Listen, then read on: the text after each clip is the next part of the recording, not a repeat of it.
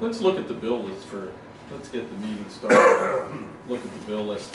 We'll kind of drag it out until Vince gets here.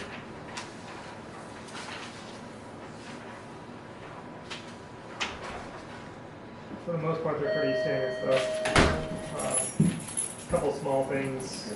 I want to point out, like the Lowe's business account, aluminum sheet. That's a solution that Davey thought of himself to help keep track of the meters and where they go for the shopping center. So like even so we don't run into future problems like we've had where it's like, what does this one go to? Which one is that? Yeah, what is that one? The aluminum sheet. The Lowe's business account. I'm just pointing out because Davey was the one that was like, I got an idea for this. I was happy with that. And then the Senate's the retainer. Yeah, there's a few other things. Some of that has to do with the hearing board. Yeah, I asked, that's what I asked. We had a lot of legal fees with that, but he had said that we might get some of that back or something. Yeah, how it works is, they call it the appeal. So the lawyer who requested the appeal for the Rick Frank's determination, I'll send it the bill for the advertisement.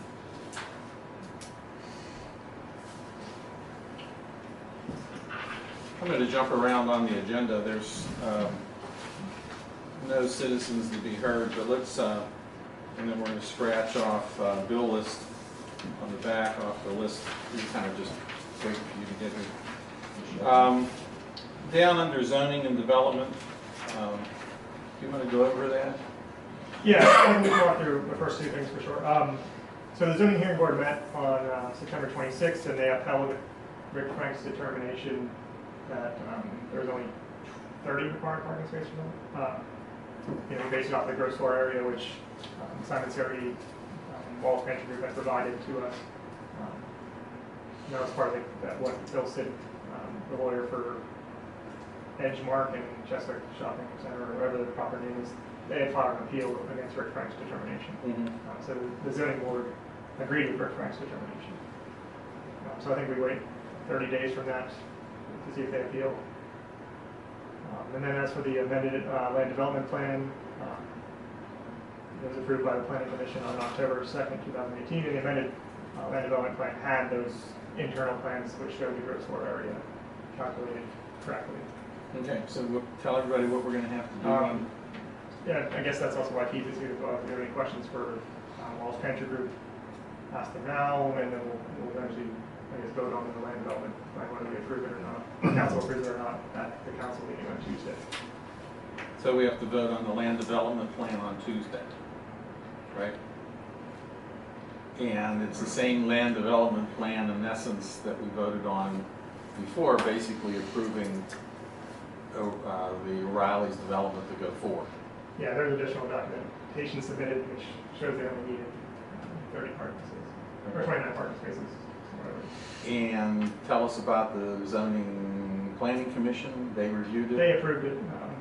Matt Fitch walked me through that, and they granted it. I believe I sent around their approval as well. Okay. In that email. If you have any questions, let me know. So the planning commission approved it. We have to, it'll be on the table as a motion for us to approve it. Is there, last time we approved it with contingency that the sign and the parking thing were resolved. Yes. The item number 1 there that you just talked about, does that still stay in effect, or are we starting this process over again? It's starting, it sort of cleaned up the need for a variance, Uh-huh. which is why it was submitted as an amended land development plan. Okay. So that's sort of why it went to the zoning hearing board in the first place, and this second was an appeal by Bill City of Rick Frank's determination, not, so it's a little bit complicated. So our approval won't necessitate a contingency. No. The only thing that's pending is signed documents of the easement, which I do believe that they're basically agreed to, just waiting for the actual go-ahead from council. They don't do that without the go-ahead from council, or the appeal period to expire. Do you gentlemen have anything to add to our understanding? No. I mean, it's those two, the two issues with the amended land development plan were to strip the condition to obtain a variance. Mm-hmm. And then secondly, we had a typo on the parking table. And so we're correcting that the parking table to state that we need, that 29 spaces are required, and we're providing 30. Okay. So, Any questions? Okay. all right, Thank you. thank you. Okay, we'll go back to the top meeting minutes. If there's any questions, I just reviewed the meeting minutes today and got them back. I don't know whether they were sent out to I everybody. sent them out as soon as I got back from the training. Okay. Anything on the Allegheny Valley Joint Sewage Authority? Gary just extended a little bit of information. The storm overflows are up around 12,000, from last year because of all the rain. The engineering are working on comments and stuff from the DEP to the Allegheny County Health for the 537 plan. They're working on a budget, and then they're also the force main and interceptor work has been completed. Okay. Mayor's not here, zoning officer, anything for them? Sam's, I know, working on doing occupancy inspections and slowly but surely getting aware of the process procedure and I think meeting the immediate needs of having occupancy permits. That seems to be going. On Monday, you did go out and do a couple of code enforcement issues that I got in some of the complaints I received from people in the borough. So he is working through that. That's the new system we're creating with a soft letter, which will be followed up by a certified mail from the office. If they don't act on it. And treasurer's report, we're still working it. Yeah, I should be able to have hopefully a P&L budget to actual for the first 2 quarters for you as I'm going through the budget process. Mary Lou Bittner was in this week, and we have a couple minor tweaks I need to make. Specifically with Salt, I double booked it using the new invoicing process, so I just need to clean it up. We're still cleaning up accounting. And it's just on the DCD is here. That's where Mary Lou's from. And I mean, there's a lot wrong with it, so it takes a while. Part of that whole process, we have a hearing date before the Court of Common Pleas of Allegheny County on the 23rd of October. I believe that's at 10 o'clock a.m. For the purposes of securing the court's approval to allow us to borrow the $125,000 from S&T to fund unfunded debt so that we can kind of get back on track with the situation. And as you, I assume, also know, there is a vote cast by the police union to organize.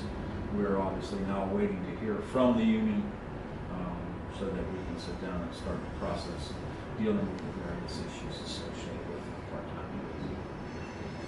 That's all I have. Can I follow up on something up for the Sure. loan? Mary Lou Bittner from the DCD or Michael Foreman from the DCD also offered to be in attendance at the hearing. I'm not sure.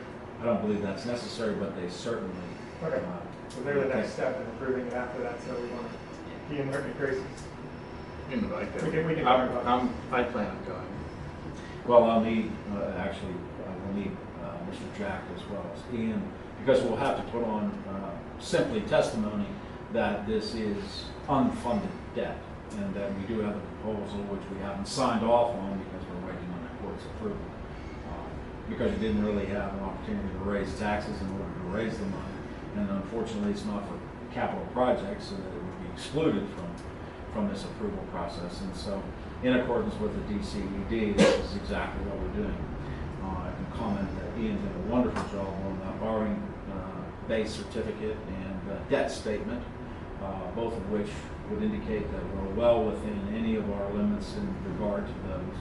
So I don't particularly, what they say, curse is I don't particularly see any reason why the court wouldn't approve the approval of the unfunded debt. So that would be fine. Any questions?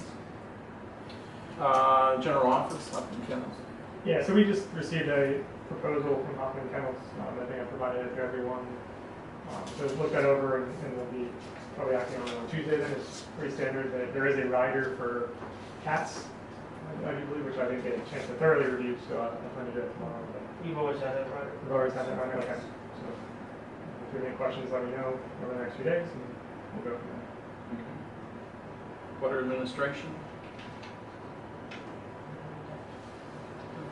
Follow up on the discussion about increasing the penalty for late water bills from 5% to 10%, effective for the first quarter of 2019 water bills. 153 accounts received 30-day notices. So let's talk about that. So the intent, one of you Just two through, explain. again, we're having some issues where there are a lot of accounts that are late and we have to track them down. It's a lot of manpower, 30-day notices, which involve stamps. We're coming up on 10-day letters, which will hopefully go up this Friday. And right now, as of today, we have 85 accounts that still have not paid. So that's a lot of time on our public works team. So this is sort of part of a bigger proposal to create more transparency on our end through a letter in January with calendar, clear policies and procedures for the residents, and also explaining, initially we talked about maybe the fourth quarter, but I think it makes more sense for the transparency's sake to increase that penalty starting in the first quarter of 2019. And I still need to work with Vince on the proper method for doing that, whether it's resolution or. And that's as opposed to the fourth quarter. Yeah. That way residents are aware of it. Because the first bill would go out, or the bill would go out in February, so we'd send a letter out in January, they'd have full notice that, and also the calendar would go with it, so they could properly budget. Because obviously we've had issues in the past where we didn't really pull our weight, so it's a little bit more clear on our end, and hopefully then it gets rid of some of these issues. The only thing we want to check on is to verify that we can in fact impose 10%, and we'll verify that Yeah. for you. Okay. I know there are some limitations associated with those, and we'll make certain. Okay. The status of the third quarter 2018 water billing. 10-day letters will be sent on Friday, October 12th, and water shutoffs are scheduled for the week of October 22nd. Okay. Any questions? Meter readings are scheduled to begin the week of October 15th, with the fourth quarter bills being mailed to residents on or around November 15th. And that's the fourth quarter, and then the first quarter of next year, we're looking at the 10% if it's not paid, which would be somewhere in March, something like that. Yes. The way I developed the calendar, and I presented to Guy earlier, maybe a few weeks ago, is it makes sure that the final due date for the bill, so the shut-off date, always falls within a quarter. So by the end of the year, so we're not having any carryovers, we're going to worry about accounting, for the fourth quarter running into the following year. So it's pretty standard. It's like usually the same Thursday, or whatever, same Tuesday, but the third month of the quarter. Okay, anything else in water administration? Okay there. Zoning development, we did the first two, three. So the borough, we need to reestablish an appeals board related to the Pennsylvania Uniform Construction Code. So that's a state mandated code and process. So if we cite any buildings for code violations, they have a right to appeal it to this board, and then if there are further issues, it would go to district court. I know in 2012 we had a board. I believe a couple of individuals that have been tracked down. I haven't reached out to them yet, but I plan to. But it's similar to the issue we had with the zoning hearing board early on in my tenure. We basically had to build it back up, and I'm working through that process. So this runs kind of parallel to the zoning issue. You have a zoning violation, they have the right to be heard in front of the zoning hearing board. Well, here's the Uniform Construction Code, which is a state code. Scott Shermack is certified to implement the Uniform Construction Code. He issues, let's say, violations. The violations need to say that you have 30 days or whatever it is to appeal it, and it goes to an appeals board, and then after that you can, I guess, go to court. You can't go to court before you do the appeals. Public health and safety. We as we talked about before, we're in the process of getting ready to put a bid out for our refuse contract, which is expiring at the end of the year. We've done it historically in conjunction with Springdale Township. Ian has been working very hard on putting together the bid documents. And I believe we're at the point where we have them ready to place the bid. We want to get that out so we can have it out for a sufficient period of time and get something approved, shooting for a date in November. So for timing purposes, we'd like to move on this now. So I want to make a motion to approve advertising the refuse contract request for bids in conjunction with Springville Township. Have a second? I second the motion. Okay, we have a motion and a second to approve advertising the refuse contract request for bids with Springdale Township. So just to give everyone an idea of what it's going to be, is we're doing a refuse contract is being done the same as what our current terms are now, changing that. We are adding optional aspects to the bid where they can, a potential bidder can provide us a bid for e-waste services, which we talked about before, are your computers and your paints and those types of things. And then also, kind of as an idea, just to get an idea of what things might be, we're also putting an optional bid for your regular curbside recycling. Just to see, so it's kind of 3 options to see what kind of comes in. Questions? Okay, we have a motion on the table and discussion. Ready to vote? All those in favor say aye. Aye. Opposed? Motion passes. That's all I have. Budget planning, we did the bill list. Would you like to discuss the LST tax? Yeah, so I believe this has been on a previous meeting agenda. We did execute the contract with LC tax collection starting in January.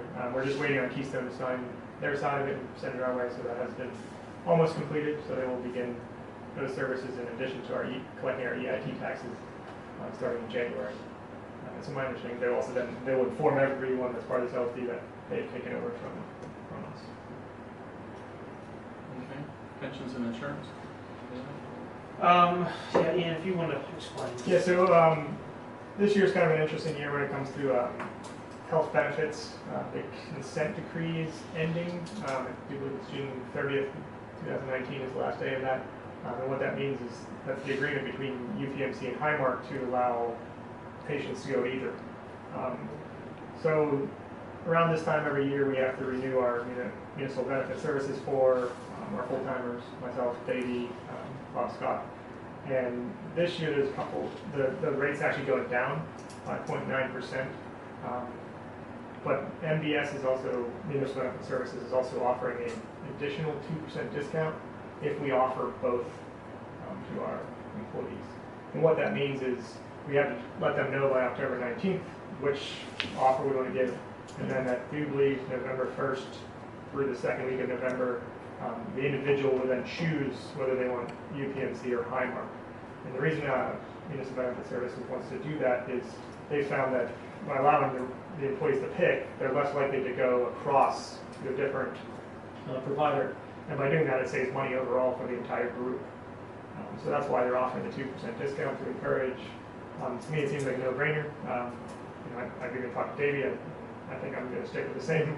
He's going to stick with the same. It just saves us 2%. And so that's sort of why I wanted to discuss it. It's the same plan. It's just giving the option to go with which provider you want. So, I might have just making a note here, but do we have to vote, does council have to vote or approve something, or? That's where I'm not, I just wanted to. I think it would be appropriate for council to vote to approve municipal benefit services to provide both. Okay. So we'll do that at the next meeting. Okay. Parks and Recreation? Excuse me, but I don't know if you've seen it, but the pavilion is almost done. Looks great. Right now, we're just waiting to get the roof on, which hopefully will be coming up in a few days or so. Yeah, I do believe Davey has arranged for someone to help us out by putting the shingles on. That's I think the last component that needs to be finalized. And the good news at no cost. Yeah. So we're pretty excited about that. So I do believe it's going to happen next week, obviously weather permitting. if you tell them, let me know, see if we get the newspaper or take a nice picture. Yeah, we can do that also after. There's no. That's true. That's true. Call Emily. Call Emily. Yeah, so she told me one time, if you ever have anything, I'll call her with that. We need a good picture. And Davey's been working really hard to get that done. It looks good right now. He has. he covered it real nice, and it almost looks like a roof right now. It's nice. So it looks real nice. We're gonna drag a bench or so from Rachel Carson. It'll look good. Oh, the one thing I did want to mention, there was a little bit of talk about maybe more than one bench, and we do have a green factor over there. Andy says that we really want us pushing it with that pavilion for green space on a grant. So I don't know if we really want to drag more than the bench under the roof. I think when talking with Davey, he said he had talked to the tennis coach who requested 3 benches. One would go into the pavilion, and I do believe 2 would go out on the concrete that's already existing in front of the bathrooms. Okay, But maybe 2 or 3. that probably would be okay. So they could do homework. Yeah, and Davey even said that, I mean, the benches would come from Rachel Carson Park because there's already too many benches under that pavilion anyways. If the rec board or council at some point wants to replace them, we can always venture, but like for now, for a short-term solution, that's the route we're gonna go. At one time, we had the benches with the first, what is it called, the First Street? They were intended to be on the main drag, 5 of them, and we looked around and we couldn't find more than 2 or 3 anywhere in town that would work, believe it or not. So the thinking was maybe put one of those over there, but we're not sure if that would violate that grant. Yeah, I'm looking into a couple of Okay. the prior grants that I did. That's it. Allegheny County Regional Management meetings? Yeah, I can talk to that. So I received an email from Darla Cravata from Allegheny County. I think she's like a special projects. That's her title. She's one of the ones that had met with us about the trail early on in Courtney, that the year. But either way, there's, I guess Allegheny County is throwing a meet and greet with Rich Fitzgerald about talking about the value of trails for the communities. And they asked me to pass it on to council. Yeah, where would that be? I don't know who. I gave you a flyer. It's on the 22nd. Oh, okay, it's right here, okay. From 6:30 to 8, and it's, I do believe, at 325 School Street. Okay. I just wanted to pass that on, so that's all I know about that. Continue on, interconnect. So obviously we've been having this, we had those issues with the interconnect valve, a month or so ago. And Davey has followed up with Dave Hazlett, who was one of the ones that came in and helped fix it. You'll see Bill on the bill list. He helped clean out the valve. And Davey then arranged for me to meet with them, and we sort of talked it over. And basically, Dave Hazlett said it's a very old valve. They don't make them anymore. They don't really make the replacement parts. Still working fine, but anywhere in the next 10 years, it could break and cause problems. So as we're going through the budgeting process, I talked with Davey about approaches, and Davey suggested that because of the way that the valve is vaulted in, that it's going to be a 2-step process. So if we ever have to replace the valve, we first need to dig it out of the valve so it has space to work. So that's going to take some external contractor, whether it be Carlucci or Cat, one of the ones we typically use, or another one if we have to bid it out. So that would be the first step. That would take a little bit of time, but we could budget for that potentially this upcoming year to make sure it's ready while we wait to get a valve.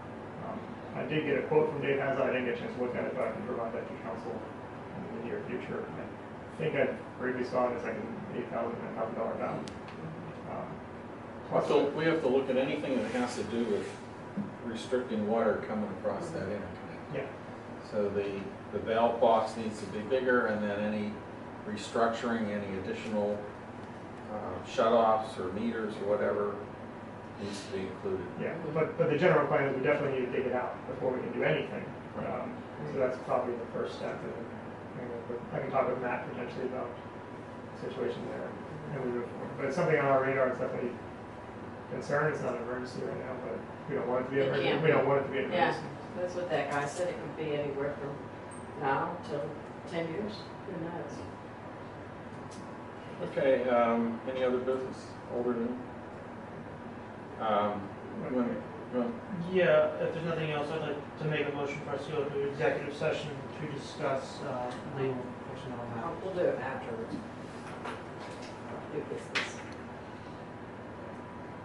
No, we'll do new, if you have new business. we'll Yeah, do I'm it now. sorry. We hired a new cleaning person that are gonna start on the 18th, right? The 18th of this month, and they're gonna come bi-weekly, and it's $50. So it's $100 a month. which is the same as what we're getting Right, from the high school kids. right. I went down there and we got everything organized, so we're all ready for it. Okay, so we have a motion to go into executive session. Have a second? I second it. Have a motion to go into executive session to discuss legal matters in a second. All those in favor say aye. Aye. Opposed? Motion passes.